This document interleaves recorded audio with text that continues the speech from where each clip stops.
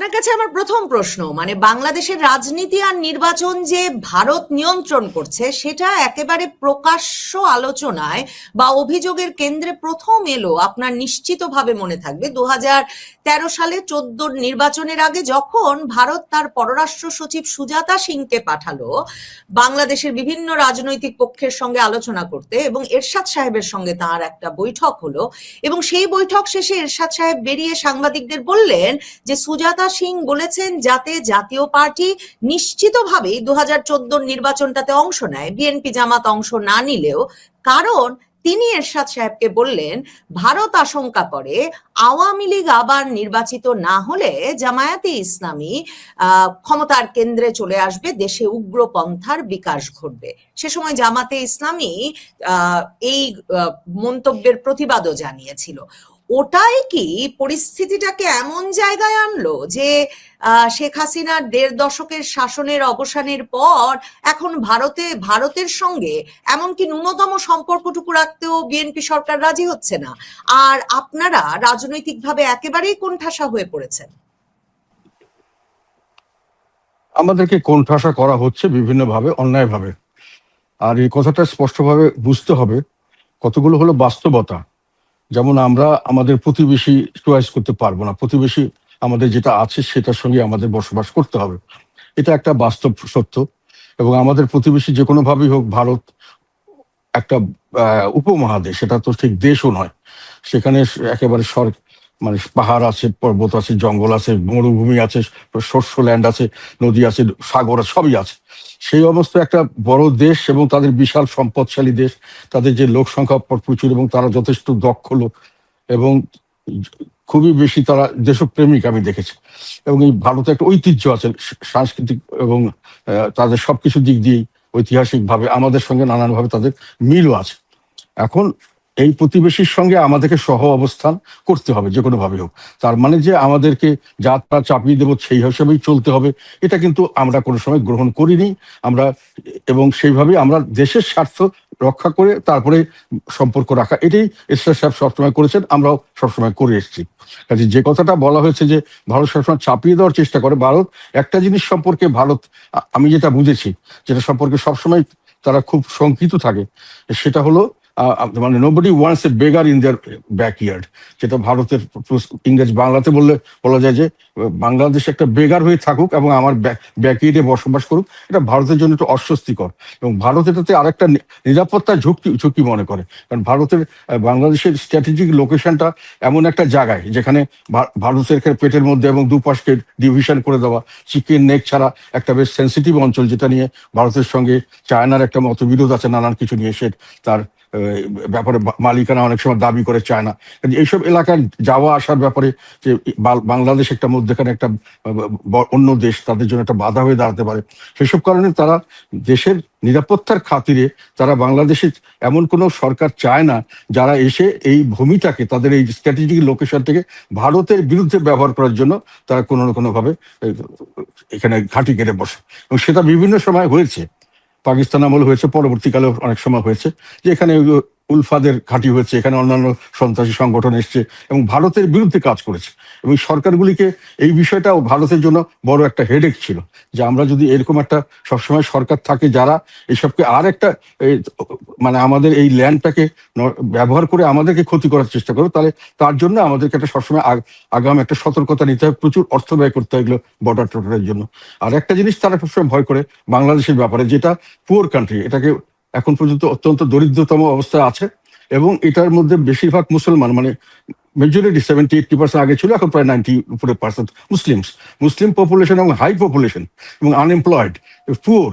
এসব জায়গায় ভারতের ধারণা এবং অনেক দেশেরই ধারণা, এখন আমেরিকানরাও মনে করে যে পুয়ার মুসলিম কান্ট্রিজ যে কোনো ভাবেই হোক জঙ্গিবাদের সঙ্গে জড়িত হয়েছে, আল কায়দা নানান ধরনের এইসব নেটওয়ার্কের তাদের মধ্যে তাদের সঙ্গে জড়িত হয় এবং তারা বড় ধরনের ধর্মীয় ভাবে উদ্বুদ্ধ হতে, তারা তাদের ধারণায় যেটা হয়ে তারা জিহাদ ইত্যাদির নামে সুইসাইড বোম্বার অনেক কিছু অনেক দেশে সৃষ্টি করতে পারে। এবং ভারত এটার জন্য ভয় করে যে এখানে একটা হলো এমন কোনো শক্তি এসে এই ল্যান্ডটাকে ব্যবহার করে আমাদের সমস্যা সৃষ্টি না করে নিরাপত্তার। আর 2 নম্বর, এটা যদি পুয়ার থাকে এবং প্রিডমিনেন্ট মুসলিম কান্ট্রি হিসেবে এখানে জঙ্গিবাদের উত্থান হলে সেটাও তাদের জন্য একটা বড় ধরনের সমস্যার সৃষ্টি করতে পারে যে কোনো সময়। জঙ্গিবাদ আসলে, সুইসাইড বোম্বার বিভিন্ন জায়গায় গেলে, এবং এগুলো বিভিন্ন সময় তাদের এটা উৎকণ্ঠার কারণও দেখা গেছে। অনেক সময় এটা নিয়ে ভারত সুস্পষ্টভাবে বলেছে এখানে ঘাঁটি আছে, এখানে এটা করা হচ্ছে, এবং বিভিন্নভাবে সরকারের সঙ্গে তারা দেন দরবার করে এগুলো থেকে রক্ষা পাওয়ার চেষ্টা করেছে। তো এই একটা কনসার্নের থেকে ভারত অনেক সময় চায় যে তাদের বাংলাদেশের রাজনীতি, তাদের কোনো এটাতে খুব বড় কিছু স্টেক নেই এক্সেপ্টিং দেয়ার এই সিকিউরিটি থ্রেট। এবং তারা এখানে বরং আর একটা জিনিস আমরা যেটা খেয়াল করেছি, যে ভারতপন্থীর জন্য না, প্র্যাকটিক্যালি দেখি যেটা খেয়াল করেছি, ভারত আমাদের দেশকে মানে সম্পদশালী করা, সমৃদ্ধশালী করতে পারলে ওরা খুশি হয়, যে এই দেশটা তখন আর বেগার থাকবে না, আমাদের কেউ চিন্তা করতে হবে না, এইটা ব্যবহার করে কেউ আমাদের এখানে আসতে, আমাদের নিরাপত্তার ঝুঁকি হবে না, অথবা এরা নিজেরাই জঙ্গি হয়ে আমাদের উপরে একটা জঙ্গি সুইসাইড অ্যাটাক বিভিন্ন সময় আমাদের রাজনীতি, পারিবারিক, সামাজিক সমস্যার সৃষ্টি করতে পারে। এসব কারণে ভারতীয় জনগণের একটা কনসার্ন এই বাংলাদেশ সম্পর্কে আছে, এবং সেটাকে তারা চায় যে এরকম ভাবে থাকলে আমরা খুশি, এটুক তারা দেখতে চায়। এখন আমাদের কিন্তু এটাকে বাইরে এসে, ওদের সব কনসার্নকে বাইরে ফেলে এসে আমরা ওদের সঙ্গে একেবারে চোখে চোখ তুলে তাইয়ে ওদের সঙ্গে পাঞ্জা লড়তে যাব, এটা কিন্তু একটা বাস্তবসম্মত কথা নয়। এবং যে কোনো ভাবে হোক, আমরা যতটা ভারতের উপর নির্ভরশীল, ব্যবসা বাণিজ্য বিভিন্নভাবে আমাদের যে একেবারে ইকোনমিক প্রসপ্যারিটি, যে কোনো ভাবে যদি ভারতের সঙ্গে আমাদের সুসম্পর্ক থাকে, চিকিৎসা বিষয়ে, লেখাপড়া, সব ব্যাপারে আমরা কিন্তু লাভবান হই। তারা আমাদের সঙ্গে ব্যবসার পয়েন্টটা তাদের জন্য খুব বড় জিনিস নয়। এখানে হয়তো তারা যদি ব্যবসা হয়, কিছু ব্যবসা লুজ করবে, সেটা তারা অন্যান্য সব জায়গায় গিয়ে সেটা ম্যানেজ করতে পারে। আমরা কিন্তু যদি লুজ করি, সেখানে আমাদের কিন্তু ম্যানেজ করার তেমন কিছু থাকে না। যে ভারতের সঙ্গে এবং তাদের সমৃদ্ধির সঙ্গে আমরা একসঙ্গে তাল মিলিয়ে যদি সমৃদ্ধিশালী হতে চাই, সেটা ভারতের জন্য লাভজনক, আমাদের জন্য লাভজনক, উইন উইন সিচুয়েশন। এবং ভারত এটা চায়। কাজে এতটুক পর্যন্ত এই বাস্তবতাকে স্বীকার করে নিয়ে ভারতের সঙ্গে রিলেশনশিপ করলে আমরা মনে করি যে ভালো হবে। এই ডিকটেশনটা আমরা যে সবসময় জাতীয় পার্টি যে সবসময় মেনে নিয়েছে, বা আওয়ামী লীগ যে সবসময় মেনে নিয়েছে, সেটাও নয়। এটাকে অনেক সময় বাড়িয়ে দেখানো হয়েছে, একেবারে নতজানু দেখানো হয়েছে। এরশাদ সাহেব কিন্তু যথেষ্ট পরিমাণে তাকে এইরকম বলা হয়েছিল, এবং উনি কিন্তু প্রকাশটা উনি করেছিলেন যে তারা চাচ্ছে, কিন্তু আমরা মনে করি, উনি বলেছিলেন, মনে করি সব দল না আসলে এই নির্বাচনটা দেশের জন্য ভালো হবে না, এবং এটা আমরা এইভাবে করতে চাই না। এবং উনি কিন্তু পরিষ্কারভাবে এটা বলেছেন, উনি বলেছেন, অন্যকে বলেনি, এবং বলেছেন যে আমরা এটাতে যাব না, যদি সব দল না আসে আমরা যাব না। তো সেখানে আমি কিন্তু সেই আপনাকে ইন্টারাপ্ট করি, কিন্তু শেষ পর্যন্ত এরশাদ সাহেবকে যেতে হলো, এরশাদ সাহেবের দল গেল, এরশাদ সাহেব রীতিমতো হাসপাতালে তুলে নিয়ে যাওয়া হলো, মানে সিএমএইচ এ তাকে অসুস্থ বানিয়ে তুলে নিয়ে যাওয়া হলো। এবং আপনারা নির্বাচনে অংশ নিলেন, রওশন এরশাদ জি, আপনি, এবং আপনাদেরকে মনে করা হলো যে আপনারা আসলে তখন ভারতের কথায় চলে ওই নির্বাচনটায় অংশ নিলেন। তো ভারত যদি তার ডিকটেশনটাকে বাস্তব করতে 2013-14 সালে এ ধরনের ভূমিকা রেখে থাকে, সেটাই এখন কারণ কিনা যে এখন যারা ক্ষমতায় এসেছেন, যাদেরকে এতদিন ধরে নির্বাচনের বাইরে রাখা হয়েছে, মানে ক্ষমতায় আসার সুযোগ দেওয়া হয় নাই, জামায়াতে ইসলামী ক্ষমতার কেন্দ্রে চলে আসবে বলে ভারত যখন এ ধরনের নানা রকম গুটি চেলেছে বলে নানা রকম মানে বিশ্লেষণে মেলানো যায়, তখন শেষ পর্যন্ত তারা যখন ক্ষমতায় এসেছে, তারা আর ভারতের সঙ্গে কোনো যোগাযোগ রাখতে রাজি না, এবং আপনারাও একেবারে রাজনৈতিকভাবে কোণঠাসা হয়ে পড়েছেন। মানে এটাই হওয়ার কথা ছিল, মানে এক রকমের ভারতেরও বাংলাদেশের রাজনীতিতে পতন ঘটেছে কিনা 2024-এর জুলাই আগস্টের পরে। আর কোথায় গেল, মানে ভারতের এত ইনফ্লুয়েন্স, ভারতই 2014 নির্বাচন করিয়ে দিচ্ছে, 2018 নির্বাচন করিয়ে দিচ্ছে, 2024-এর নির্বাচনের আগে আপনি সফর করে এলেন, ভারত থেকে এসে বললেন যে ভারত একটা শান্তিপূর্ণ নির্বাচন চায়। হ্যাঁ, কি কথা হয়েছে পূর্ণাঙ্গ ভাবে বলা যাবে না। মানে কোথায় গেল ভারতের সেই এত ইনফ্লুয়েন্স? ভারতও তার মানে একেবারে বসে পড়েছে বাংলাদেশে, কি বলেন? তুমি প্রথমে একটা ভুল করেছো, সেটা হলো ওই নির্বাচনের সময় কিন্তু সরকার ছিল একটা মহাজোট সরকার, এবং মহাজোটের সরকারের আমি একমাত্র মন্ত্রী ছিলাম, জাতীয় পার্টিকে রিপ্রেজেন্ট করেছিলাম, এবং সেই নির্বাচনে কিন্তু আমি অংশগ্রহণ করিনি। আমাদের দলের আমার সঙ্গে প্রায় 270-এর মতো ক্যান্ডিডেট, 300 ক্যান্ডিডেট আমরা দিয়েছিলাম মনে হয়, নাকি 299টা মতো দিয়েছিলাম। তার মধ্যে থেকে সবাই প্রায় উইথড্র করেছিলাম, আমরা 277 জন আমি সহ উইথড্র করেছিলাম। এবং এরশাদ সাহেব কিন্তু তখন করতে চাননি, উনি বলেছিলেন যে আমি করবো না তা নয়, তবে সব দলকে আনতে হবে। এবং উনি একটা প্রস্তাব দিয়েছিলেন যে লাস্ট যেদিনকে শেডিউল শেষ হয়ে গেল, বলে শেডিউলটাকে আর একটু পিছিয়ে দেন, এক সপ্তাহ বা 10-12 দিন সময় দিয়ে ওদেরকে আবার বলুন, এবং ওনাদেরকে উনিও আহ্বান করেছিলেন যে আপনারাও আসুন, সবাই মিলে আমরা একটা নির্বাচন করি।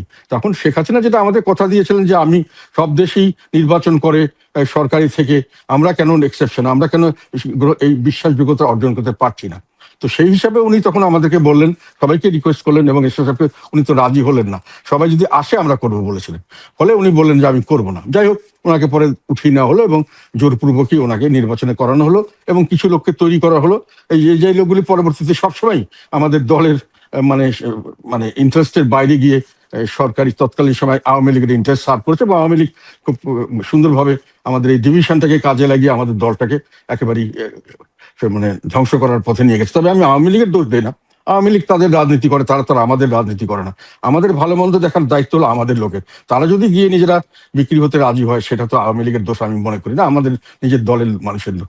তবে আমরা বৃহৎ অংশ সেই নির্বাচনে অংশগ্রহণ করিনি। তবে এখানে আরেকটা কথা বলা উচিত যে সেখানে সে সময় কিন্তু বিএনপি বা জামাত যদি তখন আসতে নির্বাচনে, সেই নির্বাচনের ফল, এবং আমরাও থাকতাম, নির্বাচনের ফলাফল যে একেবারে আওয়ামী লীগ ব্যাপকভাবে জয়লাভ করতো সেটা নাও হতে পারতো। এবং সেখানে কিন্তু শেখ হাসিনা কোনো বাধা দিচ্ছিলেন না, ওনারাই বরং তখন বিএনপি নানানভাবে সন্ত্রাসী করে নানান কিছু ভোট সেন্টার জ্বালিয়ে দিয়ে, পথে-ঘাটে আগুন লাগিয়ে দিয়ে এটাকে ঠেকানোর চেষ্টা করেছেন, পারেননি। আরেকটা কথা এখানে আমার বলা দরকার, পারেননি যে তারা কিন্তু তাদের এই পরাজয়টাকে মেনে নিয়েছিলেন।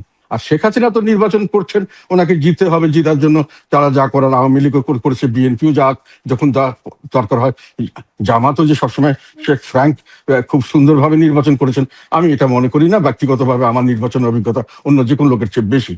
তো সেই হিসাবে পরে দেখা গেল যে এই নির্বাচন করে যে নির্বাচিত সরকার হলেন, আমি ছিলাম না সেখানে, আমি তো শেষ পর্যন্ত দলের থেকে আমাকে মানে নানানভাবে আমি হেনস্থা হয়েছিলাম, বিভিন্নভাবে আমার উপর অত্যাচার করা হয়েছে। কিন্তু আমি ওই নির্বাচনের পরবর্তীকালে কিন্তু আমাকে 2014 সালে আমাকে আবার টেকনোক্র্যাট মিনিস্টার হওয়ার জন্য অফার দেওয়া হয়েছিল এই হাসিনা সরকারের সেই সময়কার, আমি কিন্তু সেখানেও গ্রহণ করিনি। তো কাজেই এগুলোর সময় জাতীয় পার্টির বেশিরভাগ লোক এই নির্বাচনটাকে বর্জন করেছিল, কিন্তু বিএনপি এবং তাদের সহযোগী তারা কিন্তু এই নির্বাচনে অংশগ্রহণ না করলেও এই নির্বাচনের পরে যে স্থানীয় সরকার নির্বাচনগুলো হয়েছিল এই সরকারের আমলে এবং এই নির্বাচন কমিশনের আন্ডারে, সবগুলোতে তারা অংশগ্রহণ করেছে। এবং পরবর্তীতে গিয়ে 2018 সালে কিন্তু গিয়ে আবার তারা সর্বাত্মকভাবে ওই নির্বাচনে অংশগ্রহণ করেছে। এখন এখানে ভারতের আমি দোষ বা গুণের কথা বলি যে ভারত তার ইন্টারেস্ট মনে করেছিলেন যে এই ধরনের একটা নির্বাচন হলে এবং যে কোনোভাবে হোক তাদের জন্য এমন কোনো দল যা না আসে যারা তাদের স্বার্থের বিপক্ষে বা তাদের সিকিউরিটির স্বার্থের বিপক্ষে কাজ করবে। আমি সিকিউরিটি কথা বলতে চাচ্ছি, ব্যবসায়িক স্বার্থ নিয়ে ভারত খুব বেশি জড়িত নয়।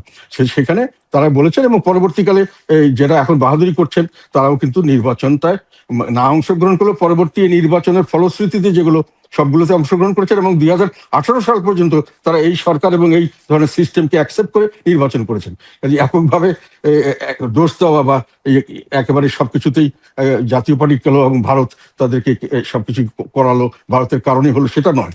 আর ভারত যেটা পরবর্তীকালে ইন্ডিয়ানরাও আরে অন্যান্য দলও বুঝতে পেরেছেন যে ভারতের সঙ্গে একটা সহজ সম্পর্ক ছাড়া সামনের দিকে রাজনীতিতে তাদের অসুবিধা হতে পারে, কারণ ভারত একটা বড় দেশ এবং যে কোনো ভাবেই হোক তারা তাদের স্বার্থ দেখবে।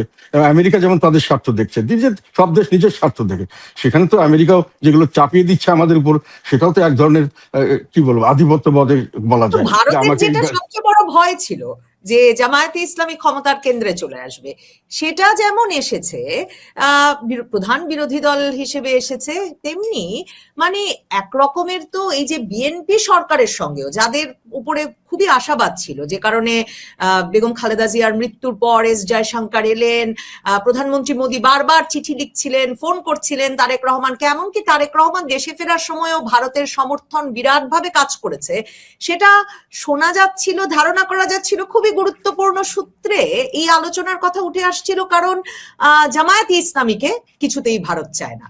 কিন্তু এখন তো তারেক রহমানের সঙ্গেও বিএনপি খাতির করতে পারছে না, মানে একেবারে যে জায়গায় নিয়ে গেছে বিএনপি সরকার এখন ব্যাপারটাকে, শেখ হাসিনাকে ফেরত না দিলে তারেক রহমানের সফর হবে না। মানে মনে হচ্ছে যে মুখ দেখা দেখি বন্ধ করতে চায় তারেক রহমান সরকার। তো ভারত সরকারকে তাহলে তো একটা বড় ধরনের বেকায়দায় পড়েছে। এমন বেকায়দায় পড়লো কি করে ভারত সরকার? মানে ওই 2013-14 সময়কার বাড়াবাড়ির ফল? ভারত সরকার কখনোই বেকায়দা পড়বে না, এটা কতগুলো জিনিস আমাদেরকে রিয়েলাইজ করতে হবে। ভারত অনেক বড় একটা শক্তিশালী দেশ, শক্তি, তাদের মিলিটারি পাওয়ার বিরাট, তাদের যেটা বললাম আর কি, তাদের সব পাওয়ারই আমাদের চেয়ে অনেক বড়। তারা বিপদে পড়বে না, তাদের সব ধরনের অপশনস থাকে, একটা একটা অপশন না হলে আরেকটা অপশনস তারা ইউজ করবে। সেখানে আহ, আমরা কিসের উপর দাঁড়িয়ে এই শক্তিকে চ্যালেঞ্জ করছি সেটা নিয়ে আমি একটু সন্দিহান। মানে আমাদের নিজে, এই জন্য আমি বারংবার কিন্তু বর্তমান সরকারকে বলেছিলাম যে ওনাদের সঙ্গে কথাবার্তা বলেন, আমরা অনেক ক্ষেত্রেই বাধা আছি, যেটা আমি ইচ্ছা করলেও পারবো না। আমার পরিষ্কার কথা, একটা স্টেট একটা কথা যে আমাদের এই যে মানে গঙ্গা চুক্তি বা যেটাই বলেন, এই পদ্মা পানি আসা, আবার তিস্তা চুক্তি বা এইরকম যে অভিন্ন নদীগুলি সবগুলি প্রায় ভারতের কন্ট্রোলে। এখন ভারত এর পানি নিতে গেলে আমাদেরকে তাদের সঙ্গে একটা এগ্রিমেন্ট করতেই হবে। পানিটা হলো আমাদের জীবন বাঁচানোর জন্য জাতীয় একটা মানে বাংলাদেশকে বেঁচে থাকার জন্য যে পানি দরকার, সুস্বাদু পানি, যেটা আমাদের এগ্রিকালচার দরকার। আমাদের সবচেয়ে বড় সম্পদ হলো আমাদের ফার্টাইল ল্যান্ড, এবং সেখানে আরো অনেক জীবনযাত্রায় পানি না হলে তো বাংলাদেশ মরুভূমি হয়ে যাবে। তো সেইখানে বাংলাদেশের কিন্তু ভারতের উপর ডিপেন্ড করতে হবে। আপনি যতই বাহাদুরি দেখেন, আমি একটা সিম্পল একটা কথাই খালি বললাম যে পানিটা কিন্তু ওরা যদি না দিতে চায়, কথার কথা বলছি, আপনাকে যদি এগ্রিমেন্ট না সই করতে চায়, আপনি পৃথিবীর যে কোনো শক্তিকে দিয়ে চাপ দিলেও ভারতকে এটা করাতে পারবেন না। কেননা ওরা যে কনভেনশন, আমি যতটুকু জানি, যেহেতু আমি ডিল করেছিলাম, যে এই যে উপর থেকে যারা পানি আসবে অভিযানের, তাদেরকে নিচের লোকের সঙ্গে কথা বলতে হবে, এইসব কনভেনশনে ভারত সাইন করে নেই, এবং ভারত এগুলোতে মানতেও রাজি না। এবং পরবর্তীকালে যে কনভেনশন সাইনও করে থাকে, আমি জানি যে করে নেই আমার জানা মতে, তাহলেও কিন্তু আপনি মিলিটারি ফোর্স দিয়ে ভারতকে পানি দিতে বাধ্য করতে পারবেন, এরকম পরিবেশ বাংলাদেশ সৃষ্টি করতে পারবে, এই ধরনের ধারণা করা ঠিক না। আমি শুধু একটা কথাই বললাম। আর এমনি যে কোনো ব্যাপারে এই একটা হঠাৎ করে একটা ইমার্জেন্সি, আমি তো কমার্স মিনিস্টার ছিলাম দীর্ঘদিন, একটা হঠাৎ করে একটা জিনিসের ইমার্জেন্সি আমার দরকার হচ্ছে, ভারত ছাড়া কেউ এত তাড়াতাড়ি এইভাবে আমাদের ইমার্জেন্সি মিট করতে পারবে না। যেমন ধর হঠাৎ করে যে ডিজেলের হলো, কিছুটা জিবেল সামান্যই ভারত দিয়েছে, কিন্তু চাওয়ার সঙ্গে সঙ্গে দিয়ে দিয়েছে। কাঁচামরিচের দরকার দিচ্ছে, চালের দরকার দিচ্ছে, চিনি দরকার, হঠাৎ করে যদি দরকার হয় আমরা বললেই সঙ্গে সঙ্গে, এবং এত তাড়াতাড়ি এত সুলভ মূল্যে, এবং ইয়েতে অন্য পৃথিবীর কোনো দেশ থেকে এটা পাওয়া যাবে না। তো মানুষের জীবন মরণের সঙ্গে ভারতের সঙ্গে সুসম্পর্কটা একটা অত্যন্ত জরুরি জিনিস। এটাকে নিয়ে যারা জেদাজেদি করছেন, আমি জানি না তারা কিসের দেশপ্রেমিক। দেশপ্রেমিক মানে দেশের জনগণের ভালো করা। দেশের জনগণ কিন্তু অন্য কিছু বুঝে না। আমরা অনেক সময় অনেক কিছু বলে থাকি যে আমরা এই কি বলে সোশ্যালিজম ভালো করবে, ক্যাপিটালিজম, আবার কি কমিউনিজম ভালো করবে, আবার কেউ আর এক সিস্টেমের কথা বলছেন, গণতন্ত্র ভালো করবে। আসলে মানুষে এগুলো বুঝে না। মানুষে কিন্তু একটা জিনিসই বুঝে যে আমি সুন্দর ভালোভাবে থাকতে চাই, সুশাসন চাই, আইনের শাসন, এবং একটা ন্যায় বিচার ভিত্তিক সমাজ চাই। এটা কোন সিস্টেমে আপনি আমাকে দিবেন সেটা আপনারা ঠিক করেন, কিন্তু আমার দরকার হলো এটা। এমনকি স্বাধীনতা সংগ্রামে যে বাংলাদেশ হয়েছিল, সেটা কিন্তু বৈষম্য থেকে মুক্তি, ন্যায় বিচার ভিত্তিক সমাজ একটা বানানোর জন্যই এই সংগ্রামটা শুরু হয়েছিল। বৈষম্যের বিরুদ্ধে যুদ্ধ হয়েছিল, এবং 6 দফার কারণেই আমরা যখন 6 দফা দিয়ে বৈষম্যের মুক্তি দেওয়ার জন্য বাঙালিরা চেষ্টা করলো, সেটাকে যখন বানচাল করার জন্য পাকিস্তানরা জেনোসাইড শুরু করলো, আমাদের উপরে যুদ্ধ চাপিয়ে দিল, তখন আমরা বঙ্গবন্ধু শেখ মুজিব যেটা বলেছিলেন যে আমার মুক্তির জন্য এখন আমাদের স্বাধীনতা দরকার, সেটাকে কার্যকর করা হলো। কিন্তু স্বাধীনতাতে যুদ্ধটা হয়েছে বেসিক্যালি বৈষম্যের মুক্তির জন্য, সেই জন্য এটাকে বলা হয় মুক্তিযুদ্ধ। আমাদের স্বাধীনতা যুদ্ধটাকে আমরা যে মুক্তিযুদ্ধ বলি, এটা মুক্তি করার কথা ছিল বৈষম্য থেকে মুক্তি। এই বৈষম্যের থেকে মুক্তির জন্যই মানুষের চায়, এবং সেখানে কিভাবে তারা পেলো, কিসে হলো, সেটা মানুষের জন্য বড় কনসার্ন নয়। কাজেই আমরা ভারত বিরোধিতা করলে আমরা দেশপ্রেমিক, সেটা নয়। সাধারণ মানুষ ভালোভাবে থাকতে চায়, খেয়ে পরে বাঁচতে চায়, সুন্দর একটা ভবিষ্যৎ চায়। এটা যে সিস্টেমে আপনি দিতে পারবেন, যেভাবে যার সঙ্গে ভালো সম্পর্ক করে দিতে পারবেন, মানুষ এটাই সুখী, এটাতেই মানুষের সন্তুষ্ট থাকে। এবং পৃথিবীর অনেক দেশ, যেমন আমি একটা দেশের কথা, ভারতের পাশে ভুটান, অত্যন্ত সুখী সমৃদ্ধি একটি সমাজ, এবং এটা সুখের ইন্ডেক্সে তারা নাকি ফার্স্ট হয় সবসময় প্রায়, এবং সবকিছুই তারা ফার্স্ট হয়। তাদের কিন্তু ওই সমস্ত পররাষ্ট্রনীতি এবং তাদের ডিফেন্স, এটা কিন্তু ইন্ডিয়া দেখাশোনা করে, কিন্তু ইন্ডিয়া তাদের ইন্টারনাল ব্যাপারে তেমন ভাবে ডাইরেক্টলি কোনো হস্তক্ষেপ করে না। আমরা দেখিনি, তারা বাইরে আমাদের সঙ্গে অনেক জায়গায় মিশিয়েছে, তারা স্বাধীনভাবে বাংলাদেশে আসছে, সব জায়গায় যাচ্ছে, সবকিছু করছে। কাজেই এগুলো হলো যে আমি ভালো থাকতে চাই, তার জন্য যার কাছে যেভাবে আমি থাকলে দেশের জনগণ ভালো থাকবে, এটাই আমি দেশপ্রেমিকতে মনে করি। আমি একেবারে যেটা ইসলামিক জোশ, এটা যে জোশে একেবারে লাভ দিয়ে আমি দখল করে ফেললাম ভারত, মুসলমানদের জন্য কান্দাকাটি করছে আমরা বাংলাদেশে বসে। আমি একটা কথা সবাইকে জিজ্ঞাসা করতে চাই, ইন্ডিয়া কিন্তু প্রচুর মুসলিম আছে, আমাদের সংখ্যার চেয়ে তাদের সংখ্যা বেশি, টোটাল সংখ্যা। সেই মুসলিমরা কি আমাদের থেকে সাহায্য চেয়েছে? তারা কি আমাদের কাছে আসে, পাকিস্তানের কাছে যায়? তারা তো যায় তাদের নিজের দলের দেশের রাজনীতিবিদদের কাছে, তারা যায় হয়তো বিজেপির অসন্তুষ্ট হলে তারা কংগ্রেসের কাছে যাবে, অন্য দলের কাছে যাবে।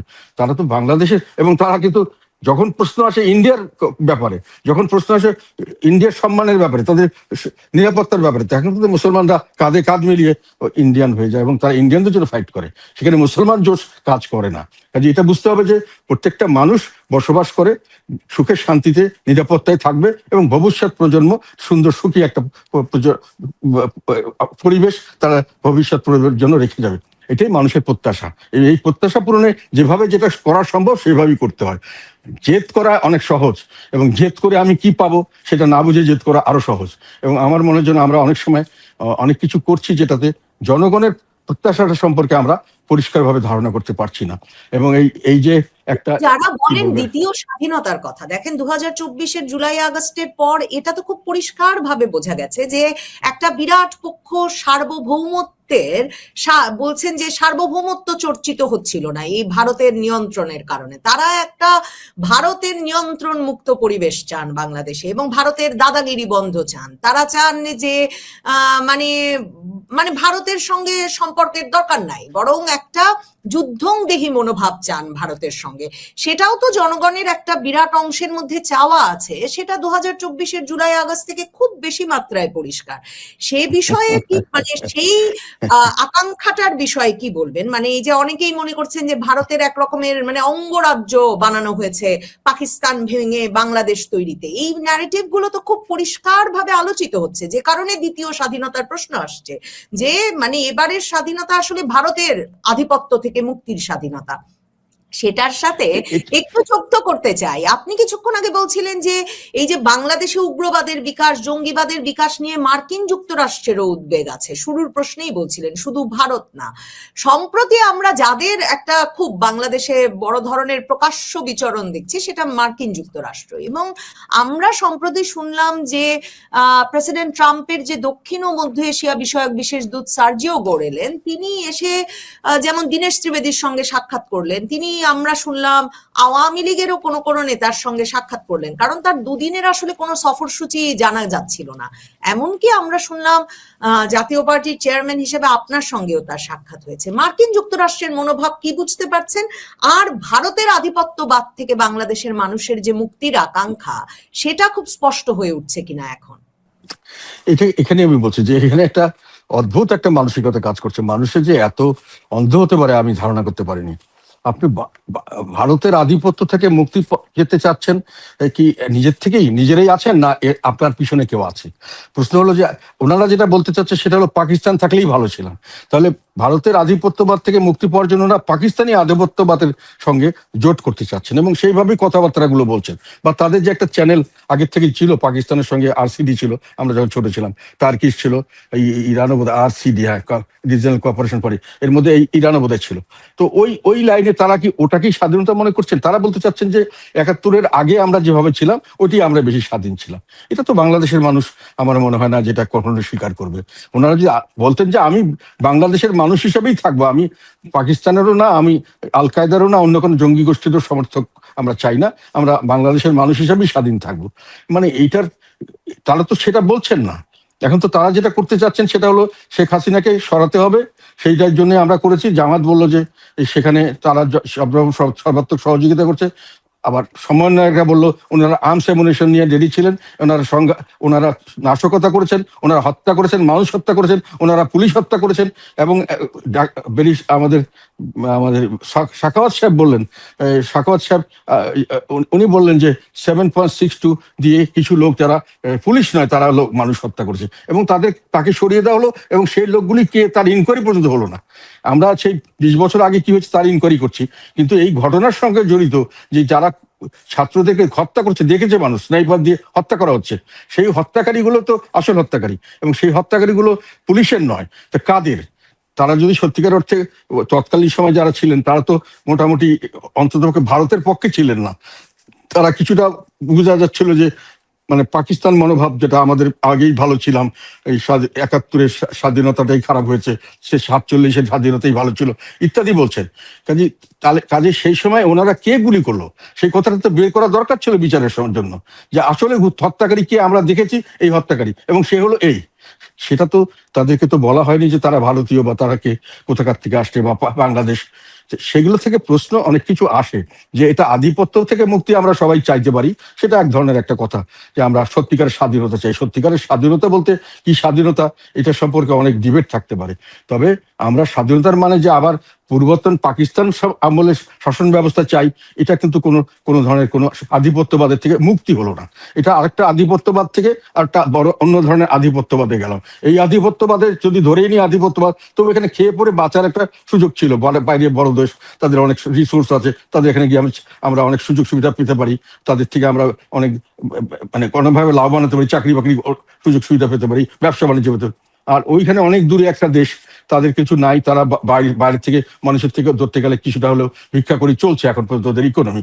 সেখানে তাদের সঙ্গে আমি কি সুযোগ সুবিধা পাবো তো এই আধিপত্যবাদে গেলে, আমি জানি না। আর যেটা তুমি আরেকটা বলে, সেটা হলো সবচেয়ে বড় কথা, এটা শেখ হাসিনাকে পতনের পরে যে জিনিসটাই অন্তর্বর্তীকালীন সরকার সবচেয়ে খারাপ করেছেন, সেটা হলো দেশকে বিভক্ত করেছেন। এবং বিভক্তের একটা ফর্মুলা ছিল যে যারা শেখ হাসিনার কাছে কোনো না কোনোভাবে শাস্তিপ্রাপ্ত হয়েছেন বা নির্যাতিত হয়েছেন বা যে কোনোভাবে শেখ হাসিনাকে পছন্দ করেন না, তারা হলো দেশপ্রেমিক। এবং যারা কোনোভাবে শেখ হাসিনার কাছে কোনো ধরনের সুযোগ সুবিধা পেয়েছেন বা তাকে তার আশীর্বাদ পেয়েছেন বা তার সম্পর্কে ভালো কথা সরকার থেকে বলেছে, তারা হলো দোসর। তারা যে দলই করুক, যেভাবে থাকুক। তো এই একটা ক্যাটাগরিতে গিয়ে সমস্ত মিলিটেন্টসরা, যারা শেখ হাসিনার সময় ধরা পড়েছিলেন, অনেকের জেলে ছিলেন, অনেকের বিচার হচ্ছিল, অনেকের অনেক কিছু, এইরকম বড় বড় যেগুলো সন্ত্রাসী সংগঠন, সব দেশপ্রেমিক হিসাবে ছাড়া পেয়ে গেল এবং তারা দেশপ্রেমিক হিসাবে সরকারের সমস্ত মদত পাওয়া শুরু করলো। সেই প্রেক্ষিতে দেশে একটা মৌলবাদের উত্থান হওয়া শুরু হলো এবং সেটা এখন ব্যাপক আকার ধারণ করেছে। 10ই আগস্ট এটা বলেছে আমাদের জাতিসংঘের একটা political analytical support and sanction monitoring team, তাহলে 38তম মিটিং এর 10ই আগস্ট এটা ডিক্লেয়ার দিয়েছে। তারা বলেছে যে আল কায়দা ইন দ্য ইন্ডিয়ান সাবকন্টিনেন্ট, বাংলাদেশের ছোট ও বিচ্ছিন্ন সেলের মাধ্যমে তাদের নেটওয়ার্ক ও আস্তানা তৈরির চেষ্টা করছে। এই প্রতিবেদনে দক্ষিণ এশিয়া সাংগঠনিক ক্রমবর্ধমান তৎপরতা নিয়ে গভীর উদ্বেগ প্রকাশ করা হচ্ছে। কাজে এটা এখন একটা সত্যিকার উদ্বেগের জায়গা হয়েছে। আল কায়দা এখানে নেটওয়ার্ক বিস্তার করছে এবং তারা এইটার ব্যাপারে, আমেরিকানরা এইটার ব্যাপারে অরিড এখন, এবং ইন্ডিয়ানরা ভীষণভাবে অরিড। এবং এইখানে এই জিনিসটাকে ঠেকানোর জন্য শেখ হাসিনা যে কঠোর ব্যবস্থাগুলো নিয়েছিলেন, এখন অনেকেই বলছেন যে ওগুলোই জাস্টিফাইড ছিল, যদিও আমরা তখন সমালোচনা করেছিলাম যে অনেক ক্ষেত্রেই খুব বাড়াবাড়ি হচ্ছে ইত্যাদি ইত্যাদি। এখন আমরা বুঝতে পারছি যে ওই ধরনের সংগঠনকে হয়তো ঠেকানোর জন্য খুব ওই একটু কঠিন মানে রূঢ়তা বা একেবারেই খুব কঠিন শাস্তি বা এরকম ব্যবস্থা ছাড়া বা অ্যাকশন ছাড়া এগুলোকে ঠেকানো হয়তো সম্ভব হতো না। এটা আমার কথা না, এখন আমি রিক্সাওয়ালা বলে আমি বলছিলাম যে শেখ হাসিনা তো অনেক অত্যাচার করছে, জঙ্গির নামে অনেক লোককে ধরে নিয়ে গিয়ে মেরে ফেলতে, এটা করতো। কিন্তু স্যার এটা না করলে তো দেশে এই অবস্থা এখন হয়েছে সেরকম হতো। এখন আমরা হাঁটতে পারি না, চলতে পারি না, খাইতে পারি না, সামনে ডাকাতি হচ্ছে, চুরি হচ্ছে, যেখানে সেখানে যা ইচ্ছা তা হচ্ছে, আমাদের ধরে পিড়াই মেরে ফেলতেছে। তো এখন এই সমস্ত প্রশ্ন আসছে। ফলে এখন এইটা নিয়ে আমার ধারণা শুধু আমেরিকা নয়, শুধু ভারত নয়, ইউরোপ, আমেরিকা সবাই কিন্তু এটা নিয়ে ওরিড। আমি কয়েকটা জিনিস এখানে বলি। এই 2026 সালের জুলাই মাসে প্রকাশিত হেনরি ইন্ডেক্সে বাংলাদেশের পাসপোর্টের অবস্থান 97তম স্থানে নেমে গেছে। বাংলাদেশ এখন একটা, এবং কানাডা কয়েকদিন আগে এসে বাংলাদেশে আসার ব্যাপারে তাদের সিটিজেনকে ওয়ার্ন করেছে না আসার জন্য। তা ফলে বাংলাদেশ একটা ডেঞ্জারাস প্লেস, বাংলাদেশি মানুষ danger to the international community, এরকম ভাবে চিহ্নিত হচ্ছি আমরা। আমাদের ইমেজ সংকটটাই কিন্তু সামনের দিকে বড় ধরনের একটা সমস্যার সৃষ্টি করছে বাংলাদেশ। আমরা বিভিন্ন জায়গায় চাকরি করতে যাই, বিভিন্ন জায়গায় আমাদের প্রবাসী অনেক আয় আছে, সব জায়গায় কিন্তু এটার এফেক্ট পড়বে এবং বিভিন্নভাবে আমাদের দেশের এইটা ক্ষতিগ্রস্ত হবে। বাংলাদেশে কিন্তু এখন সবচেয়ে বড় যেটা সমস্যা সামনাসামনি আমি দেখছি সরকারের, সেটা হলো অর্থনৈতিক সমস্যা। আমি বাজেট ডিক্লেয়ার সঙ্গেই বলছিলাম যে রাজস্ব আয় যে টার্গেট দেওয়া হচ্ছে এটা হবে না, এবং আমি বলেছিলাম আমার হিসাবে মিনিমাম 2,29,000 কোটি টাকা শুধু এই সরকার পরিচালনার জন্য ঋণ করতে হবে, এবং উন্নয়নের জন্য তো আরো এরকম, আর তারা বাজেটেই রেখেছে প্রায় 2,36,000 কোটি টাকা আনতে হবে শুধু বিদেশি এবং দেশি ঋণ। এখন এই ঋণটা তারা এখানকার ব্যাংক থেকে নিচ্ছে, বিভিন্ন জায়গা থেকে নিচ্ছে এবং টাকা ছাপিয়ে করছে। এটা কিন্তু এখন যেটা নিয়েছে 800 কোটি টাকা পার মান্থ, কত আমাদের আমির খসরু মাহমুদ বললেন, এটা বছরে গিয়ে দাঁড়ালো প্রায় 2,40,000 না কত 88,000 কোটি টাকা। মানে আমার হিসাব কিন্তু আছে, এবং সেই হিসাবে তারা কিন্তু এখনো ব্যাংকের থেকে লোন নিয়ে সরকারের নির্বাহী খরচ বেতন দিচ্ছেন। পুলিশ, তাদের আশেপাশে যারা চাকরি করছেন, মন্ত্রণালয়ের মন্ত্রী যন্ত্রী সবাই চাকরি বাকরি সব কিন্তু ব্যাংকের থেকে লোন নিয়ে দেওয়া হচ্ছে। এই লোনটা কিন্তু দিচ্ছে যে ব্যাংকগুলো খুব সাফিসিয়েন্টলি টাকা পয়সা তাদের নাই, যে কোনো সময় এগুলো টাকা দিতে পারবে না, টাকা ছাপিয়ে নেওয়া হচ্ছে। এগুলো সবই কিন্তু ডিজাস্টার। এবং আপনি পরে যে প্রোগ্রাম, সরকার যে প্রোগ্রাম করছেন, যেটা বাজেটে যেগুলো প্রোগ্রাম দিয়েছেন, সেখানে তো তারা বাজেটই দেখেছেন 2,38,000 কত কোটি টাকা তাদেরকে আবার লোন করতে হবে, দেশি এবং বিদেশি লোন। বিদেশি কোনো দেশ এখন পর্যন্ত কোনো লোন দেওয়ার ব্যাপারে কোনো কমিটমেন্ট করে নেই। আর দেশির থেকে কোথায় থেকে আর নিবেন? সরকার পরিচালনায় তো ব্যাংক সব খালি করে ফেলছে। আপনি ডেভেলপমেন্ট বাজেট করবেন কি? বার্তা দিতে এসেছিলেন ঢাকায় আপনার মনে হয় এমন একটা সময়ে, যখন বাংলাদেশের সঙ্গে মার্কিন যুক্তরাষ্ট্রের বিরাট বাণিজ্য চুক্তি হয়েছে, বাংলাদেশের অর্থনৈতিক অবস্থা এরকম মানে একেবারে ধ্বংসের দ্বার প্রান্তে উপনীত, সে সময় প্রেসিডেন্ট ট্রাম্পের এই ঘনিষ্ঠ দূত কেন এসেছিলেন? আপনার সঙ্গে সাক্ষাৎ হলো কিনা? আপনাদের সঙ্গে এর আগে কমনওয়েলথ মহাসচিব সহ বিভিন্ন উচ্চ পর্যায়ের ব্যক্তিবর্গ সাক্ষাৎ করেছেন। আপনারা কি ইঙ্গিত পাচ্ছেন মার্কিন যুক্তরাষ্ট্র, ইউরোপের দেশ, কিংবা যেই সেনাবাহিনী আপনার সঙ্গে আলাপ করে আসলে অন্তর্বর্তীকালীন সরকার গঠনের কাজ শুরু করেছিল 5ই আগস্টে, যখন তারা ওই উদ্যোগ নিয়েছিল, তখনও আপনি ছিলেন। মানে জাতীয় পার্টি কি ইঙ্গিত পাচ্ছে, আর কি ইঙ্গিতের ভিত্তিতে আপনার মনে হয় শেখ হাসিনা ডিসেম্বরের মধ্যে দেশে আসার ঘোষণা দিয়েছে? এটা একটা পরিষ্কার কথা। তারা সবাই বুঝতে পেরেছে, দেশ থাকলে না আমরা এর সঙ্গে ব্যবসা বাণিজ্য করবো, দেশ থাকলে না এখানে আমরা কিছু একটা ইনভেস্টমেন্ট করতে পারবো, এর থেকে কিছু লাভ করতে পারবো, আমাদের কিছু স্বার্থ এখান থেকে উদ্ধার হবে।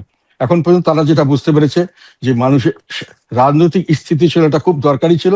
যে নির্বাচন হয়েছে, সেই নির্বাচনে রাজনৈতিক স্থিতিশীলতা নিশ্চিত হয়নি, বরং আরো দেশ খারাপের থেকে খারাপের দিকে যাচ্ছে। অন্তর্বর্তীকালীন সরকার দেশটাকে যে পর্যায়ে নিয়ে গেছিলেন, এই সরকার এসে সেই একই লাইনে চলছেন এবং এর থেকে আবার নিচের দিকে চলে যাচ্ছেন। এখন পর্যন্ত বাউন্স ব্যাকের কোনো অবস্থা দেখা যাচ্ছে না, এবং তার একটাই কারণ, তারা বুঝতে পেরেছেন যে দেশের অর্ধেকের বেশি মানুষকে রাজনৈতিক প্রক্রিয়া থেকে বাদ করে রেখে এবং তাদেরকে সম্পূর্ণ নিশ্চিহ্ন করে দেওয়া হবে এই ধরনের কর্মকাণ্ড এবং এই ধরনের ঘোষণা দিয়ে এবং কর্মকাণ্ড পরিচালনা করে কোনো দেশে কোনো স্থিতিশীলতা বাংলাদেশে অন্তর্পক্ষে আসা সম্ভব না, কোনো দেশেই আসা সম্ভব না। স্থিতিশীলতা ছাড়া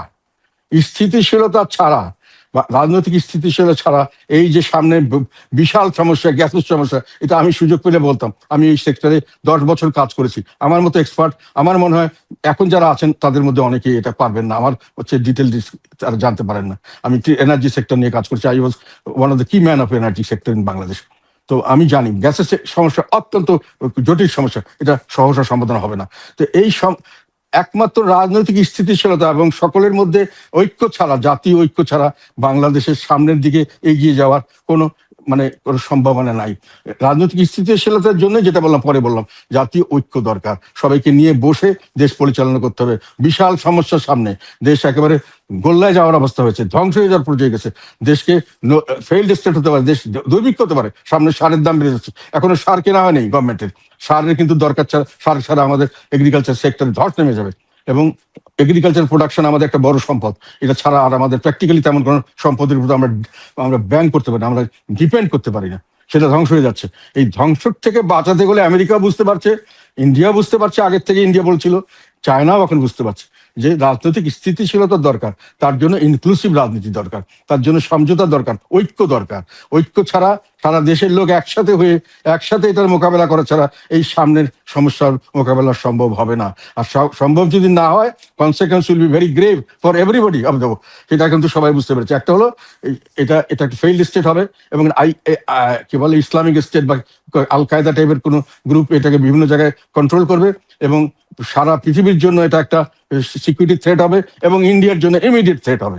ফলে এগুলো সবাই বুঝে, এবং চায়না বুঝেছে। চায়না অ্যাম্বাসেডার ওই আমাদের সার্জিও গোর চলে যাওয়ার একদিন পরে, পরের দিনই সাংবাদিকদের প্রশ্নের উত্তরে বলেছেন, আপনি কি হলে বাংলাদেশে ভালো হয়?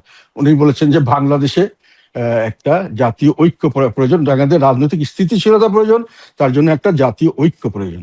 তার মানে ইনক্লুসিভ রাজনীতির কথা এখন বিশ্বের সকল শ্রেণীর সকল বড় বড় দেশগুলি বলছেন। তারা বাংলাদেশকে নয়, তাদের নিজেদের স্বার্থের কথা চিন্তা করি। বাংলাদেশ তো বটেই, তারা মনে করছেন যে সামনের দিকে আওয়ামী লীগকে আনতে হবে এবং সকলে মিলে দেশটাকে পরিচালনা করার জন্য একটা রাজনৈতিক রিকনসিলিয়েশন করতে হবে। এবং সেটা যদি না করা যায়, এটাকে যদি আরো ওই দিকে ঠেলে নিয়ে যাওয়া যায়, যত নিয়ে যাওয়া হবে তত জিনিসটা খারাপের থেকে আরো খারাপের দিকে যাবে। তখন হয়তো বৃহৎ শক্তিগুলি তাদের মানে যেটা তারা করতে পারে সেইভাবে করে এই স্থিতিশীলতা আনার চেষ্টা করবে। এবং স্থিতিশীলতার জন্য জাতীয় ঐক্য প্রয়োজন, জাতীয় ঐক্যের জন্য ইনক্লুসিভ রাজনীতি প্রয়োজন, ইনক্লুসিভ রাজনীতির জন্য এই আওয়ামী লীগকে রাজনীতির যে তাকে নিষেধাজ্ঞা সেটা উত্তোলন করে আওয়ামী লীগকে সবাইকে কাজ করতে দিতে হবে, যেটা শেখ হাসিনা বলেছেন। আমি মনে করি খুব রিজনেবল কথা। উনি বলেছেন সবাইকে করতে দেন, বিচার আমি ফেস করব, আমাকে ফাঁসি দিলে দেন, বিচার করবে। তো উনি তো বিচার, সবাইকে বিচারের আওতায় আনা যায়, বিচার করে আপনি ন্যায় বিচার করে তাকে শাস্তি দিবেন। বিচারের নামে প্রহসন করে শাস্তি দিবেন, এইটা আমরা কেউই চাই না, বিশ্ববাসীও কেউ চাইবে না, বাংলাদেশের সাধারণ জনগণ এটা চাইবে না। দেন ওনারা বিচারের জন্য রাজি আছেন, কিন্তু ওদের দলকে আপনি কাজ করতে দিবেন, সবাইকে তাদের অধিকার দিবেন, তাদের নাগরিক অধিকার, তাদের রাজনৈতিক অধিকার, তাদের মানবাধিকার, এগুলো লঙ্ঘন করা হচ্ছে। এখনো দোষর বলে বাচ্চা ছেলেকে, একটা ছেলেকে পিটিয়ে আপনার মানিকগঞ্জে ফিটিয়ে দিচ্ছে। এগুলো কিন্তু গণহত্যা বলা হয়। ফ্যাসিজম কাকে বলে? এই ফ্যাসিজম তো শেখ হাসিনাকে যে জন্য বলা হয়েছিল, এক কর্তৃত্ববাদী সরকার, সরকারি দল, সরকার, রাষ্ট্র সব এক হয়ে যাবে এবং রাষ্ট্রীয় সব প্রতিষ্ঠান একজনের কাছে কন্ট্রোলে থাকবে এবং সে ভিন্ন মতাবলম্বীদেরকে দমন করবে। শেখ হাসিনা করেছে, তারপরে ইউনূস সাহেব করেছে, এখনকার সরকারও এখন পর্যন্ত এইটাই করে যাচ্ছেন। তাদের ভিন্ন মতাবলম্বীদের যাকে মনে করছেন তাদের মতের বিরুদ্ধে সরকারের সমালোচনা মানে রাষ্ট্রদ্রোহিতা নয়, সরকারের সমালোচনা প্রত্যেকটা নাগরিকের অধিকার। আমি নাগরিক, আমার একটা অধিকার, সরকার আমার, আমি সরকার বানিয়েছি, আমি সরকারকে। সমালোচনাও তো দরকার হচ্ছে না, ধানমন্ডি 32 নম্বরের আশপাশে গেলেও পিটিএ পুলিশের হাতে তুলে দেওয়া যাচ্ছে। একদম শেষ প্রশ্ন, সংক্ষেপে। এটা আমি বলছি, এটা কি বলা হয় ফ্যাসিজম? ফ্যাসিস্ট পার্টিতে বলা হতো, ফ্যাসিস্ট পার্টিতে এইসবই করতো এবং এখনো এটা চলছে। এই জন্য বলছি ফ্যাসিজম আপনি বন্ধ করতে পারেননি, ফ্যাসিজম এখন পর্যন্ত চলছে, এটাকে আমরা চাই বন্ধ করতে।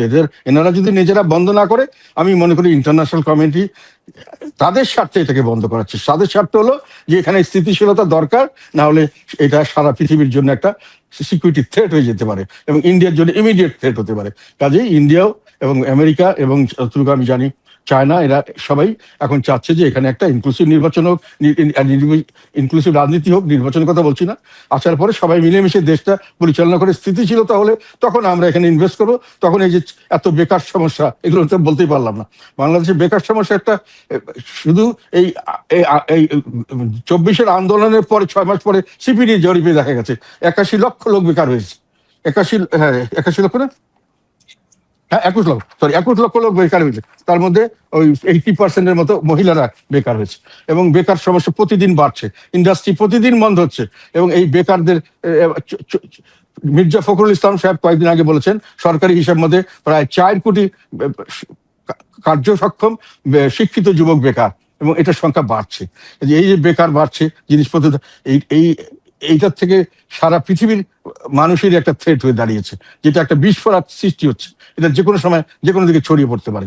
কাজেই এটাকে নিবৃত্ত করতে হলে আবার বলছি আমি, এবং এটাকে মানতেই হবে যে আমাদের দেশে না স্থিতিশীলতা প্রয়োজন, তার জন্য আমাদের ঐক্যের প্রয়োজন, আমাদের সমস্ত ইনক্লুসিভ রাজনীতির প্রয়োজন। এবং আওয়ামী লীগের আমি কোনো দোষরও ছিলাম না, যেটা আমি বলছি যে আমি নির্বাচন 2014 আমি কিন্তু করিনি, সেটা আওয়ামী লীগের দোষর বা ইন্ডিয়ার দালাল হিসেবে আমাদের যাদেরকে বলেন তাদেরকে আমি পরিষ্কার বলে দিতে চাই, আমি কিন্তু ওইভাবে করিনি, আমি দেশের স্বার্থে বলছি।